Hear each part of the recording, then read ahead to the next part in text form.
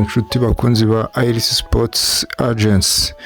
Uyu ni umwanya wa Sport Update aho tugiye kugaruka ku makuru ya UEFA Champions League, aho ikipe ya FC Dortmund imaze gutsinda ikipe ya Paris Saint-Germain igitego kimwe ku busa. Imikino yombi ikaba irangije ari aggregate ibitego 2 ku busa, kuko ikipe ya Dortmund yari yaratsinze ikipe ya Paris Saint-Germain Iduna Park nanone igitego kimwe ku busa, ikaba isanze i Parc des Princes iyitsinda igitego nanone kimwe ku busa.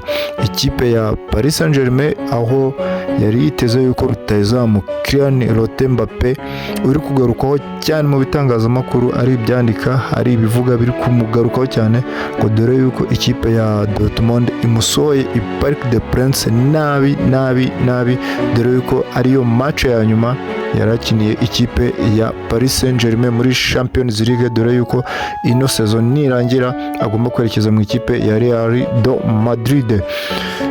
Rutahizamu wa Paris Saint-Germain Kylian Mbappé niki asigiye ikipe ya Paris Saint-Germain, usibye kuba ari we rutahizamu watsindiye ibitego byinshi, akaba yaraciye kuri Edinson Cavani.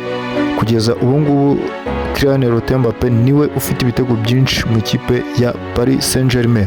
Reka tubanyuriremo mu ncamake aho icyo yaba Kylian Mbappé yaba asigiye ikipe ya Paris Saint-Germain. 2012 2013 Paris Saint-Germain yagarukiye muri quart de finale. 2013 2014 yongera igarukira muri quart de finale. 2014 2015 yavuyemo muri quart de finale. 2015 2016 iviramo muri quart de finale. Saison ya 2016 2017 yavuyemo muri raundi ya kimwe cya 16. 2017 2018 Paris Saint-Germain yongera iviramo muri round ya kimwe cya 16. 2018 2019 Paris Saint-Germain yongera iviramo muri round ya kimwe cya 16. 2019 2020 yatwaye igikombe yagarukiye finale. 2020 2021 iviramo muri semi final. 2021 2022 iviramo muri round ya kimwe cya 16. 2022 2023 iviramo muri round ya kimwe cya 16.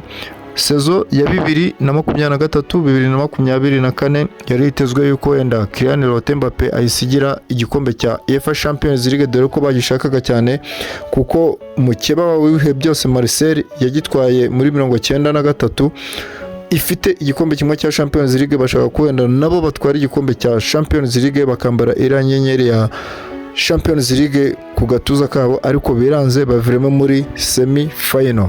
Ibinyamakuru byinshi biri kwandika bivuga kuri rutahizamu Kylian Mbappé. Ese byari bikwiye yuko asohoka i Parc des Princes kuri buno buryo nta gikombe cya UEFA Champions League, dore yuko ariyo kipe Paris Saint-Germain ifite ibikombe byinshi bya Ligue 1 shampiyona yo mu Bufaransa. Kugeza ubu ngubu ikipe ya Dortmund itegereje ikipe izava hagati ya Real Madrid na Bayern Dominique zizakina ku munsi w'ejo, dore yuko ku munsi w'ejo isa 3 ikipe ya Real Madrid izakira Bayern Dominique kuri Santiago Bernabeu, aho Santiago Bernabeu yabaye perezida wa Real Madrid. Kugeza ubu ngubu umuperezida uriho ari we Florentino Perez yamaze kumucaho mu buryo bw'ibikombe. Sinzi nimba Santiago Bernabeu bazayihindurira izina, ariko kugeza ubu ngubu Florentino Perez akaba yatwaye igikombe cya 36 mu bikombe byose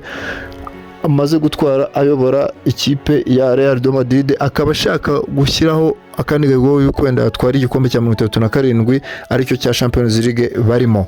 Ni ukuvuga ngo ku munsi w'ejo ikipe ya Real Madrid na Bayern Dominique zizahura ni muri UEFA Champions League, kugira ngo bikuremo ikipe imwe izahura na Borussia Dortmund yageze ku mukino wa nyuma. Umukino wa nyuma uzabera i Wembley, nta handi ni mu gihugu cy'Ubwongereza. Murakoze cyane, mukomeze gukurikirana Iris Sports Agency. Abatari bakora subscribe, mukore subscribe kugira ngo mugende mubona ama update agiye atandukanye y'imikino igiye itandukanye.